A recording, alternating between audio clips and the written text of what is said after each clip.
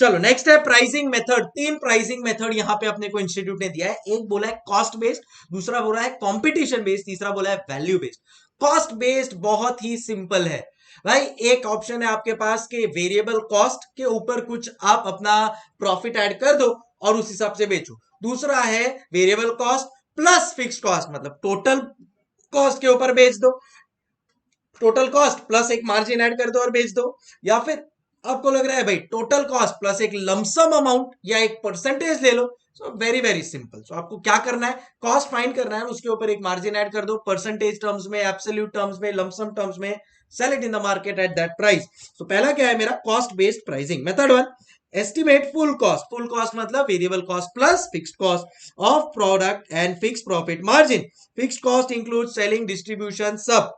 Method two है marginal variable cost करो और एक ऐसा मार्कअप ऐड कर दो जिससे फिक्स्ड कॉस्ट प्रॉफिट सब आपका कवर हो जाए।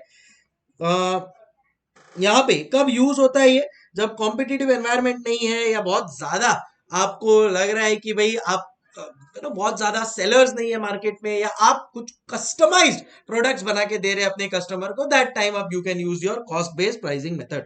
सेकंड जो इंपॉर्टेंट है वो है कॉम्पिटिटिव बेस्ड प्राइसिंग मेथड। इसमें दो डिविजन है। देखो कॉम्पिटिशन बेस्ड प्राइसिंग मतलब आप आपके कॉम्पिटिटर को देख रहे हो और उसके बेसिस पे अपना प्राइसिंग पॉलिसी डिसाइड कर रहे हो, उसको बोलते हैं कॉम्पिटिटिव बेस्ड प्राइसिंग मेथडोलॉजी। सो आपका कॉम्पिटिटर क्या कर रहा है उस हिसाब से, तो उसको कहते हैं गोइंग ऑन प्राइसिंग। क्या बोलते हैं उसको, गोइंग रेट प्राइसिंग। मतलब आपके कॉम्पिटिटर मार्केट में क्या रेट चला रहे हैं उस रेट के हिसाब से अगर आप कुछ सेल करते हो, that is called as going rate pricing method. So pricing based on what competitors are charging. तो कॉम्पिटिटर का प्राइस निकालो, उसके बेसिस पे प्लस या माइनस कर दो any percentage based on own cost या डिमांड। सो गोइंग रेट में आता है क्या क्या, firms pricing at average level charged by industry. So industry में समझो 4-5 सेलर्स होंगे तो सबका एक प्राइस देख लो, उसका एक एवरेज लेके you can sell it at that point in time. कब यूज कर सकते हो, जब होमोजीनियस मार्केट हो, जैसा मैंने बोला था परफेक्टली कॉम्पिटिटिव मार्केट में यूज कर सकते हो।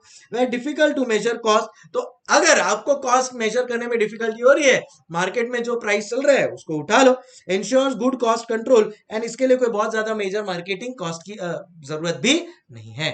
दूसरा है सील्ड बिड। सील्ड बिड मतलब देखो एक होता है ओपन ऑक्शन, जैसे कि आपका आईपीएल। आईपीएल में क्या होता है, से for example royal Challengers Bangalore बोल रहा है मेरे को विराट कोहली चाहिए 10 करोड़ में, तो चेन्नई सुपर किंग बोलेगा नहीं नहीं वी वांटेड 12 करोड़। तो ओपन ऑक्शन है, ट्रांसपेरेंट है, एक दूसरे को पता चल रहा है कि क्या प्राइस पे कौन सेल कर रहा है एंड कौन बाय कर रहा है। बट सील्ड बिड प्राइसिंग जो दूसरा है, उसमें क्या होता है कि आपका जो बिड है ना वो सील्ड होता है। ये मेजरली गवर्नमेंट कॉन्ट्रैक्ट्स में यूज होता है। तो कई बार गवर्नमेंट को समझो फॉर एग्जांपल फ्लाईओवर बनाना है, मेट्रो स्टेशन बनाना है, या कुछ भी डिफेंस का काम करवाना है, तो गवर्नमेंट को लगता है भाई हम खुद नहीं कर पाएंगे बट ये करवाना जरूरी है। तो इन सच सिचुएशन गवर्नमेंट क्या करेगा, जो भी उसका फॉर एग्जांपल फ्लाईओवर है तो उसके लिए वो बोलेगा भाई हमको फ्लाईओवर बनवाना है, हम प्राइवेट कॉन्ट्रैक्ट पे देने को रेडी हैं, जिसको भी ये कॉन्ट्रैक्ट लेना है प्लीज हमारे को वो एक बिड दे दो। उसमें आप आपका क्वालिटी ऑफ मटेरियल, तो क्वालिटी ऑफ मटेरियल गवर्नमेंट खुद ही डिसाइड करता है, बोलता है ये क्वालिटी ऑफ मटेरियल चाहिए, तो ताकि सबको पता है कि भाई ये क्वालिटी ऑफ मटेरियल के लिए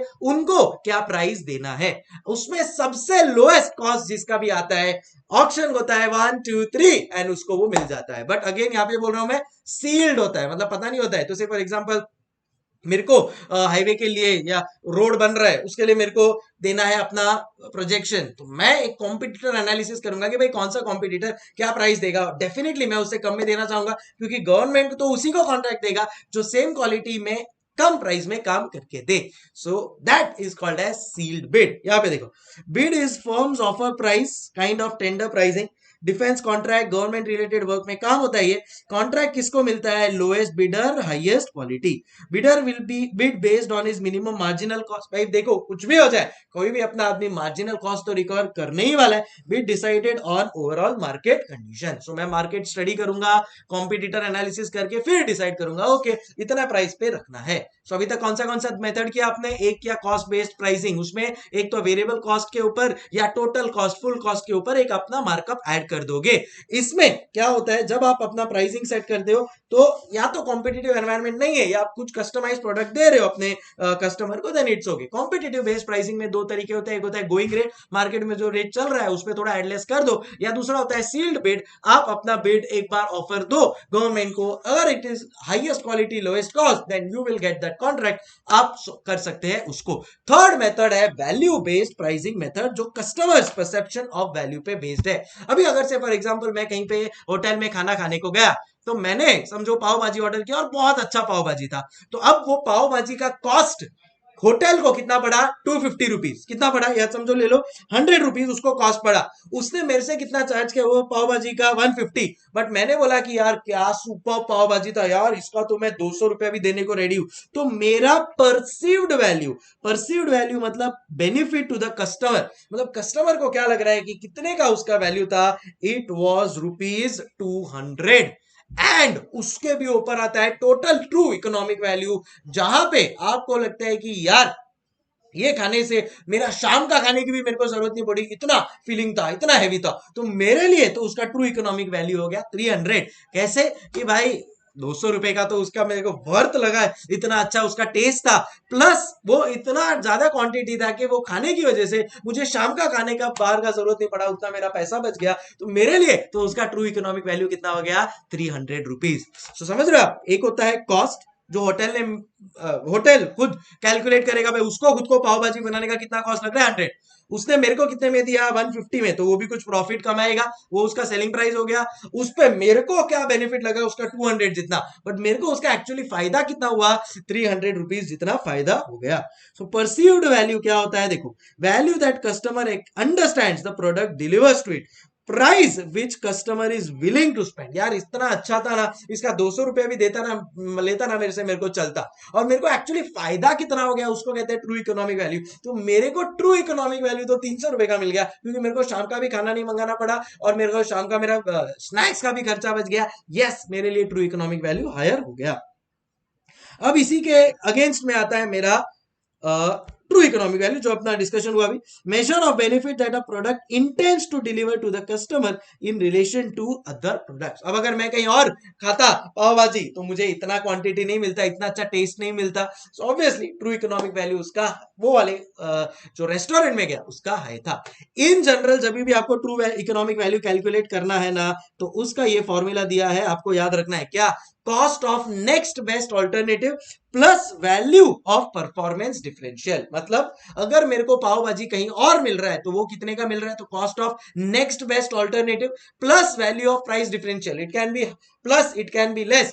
मतलब अगर उसमें कुछ ज्यादा बेटर क्वालिटी है जो भी मैं करंटली यूज कर रहा हूं, उससे हो सकता है ऑल्टरनेटिव बेटर हो, तो वो ऐड हो जाएगा, और अगर if it is less than in that case वो लेस हो जाएगा।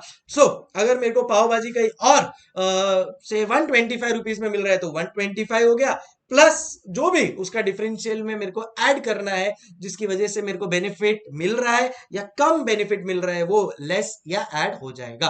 So T true economic value, जिसको टीवी कहते हैं, उसका फॉर्मूला क्या हो जाएगा, cost of next best alternative plus value of performance differential. ज्यादा भी हो सकता है, कम भी हो सकता है। So cost of next best alternative क्या है, cost of comparable product plus value of additional feature provided by the seller. Again ज्यादा भी हो सकता है, कम भी हो सकता है।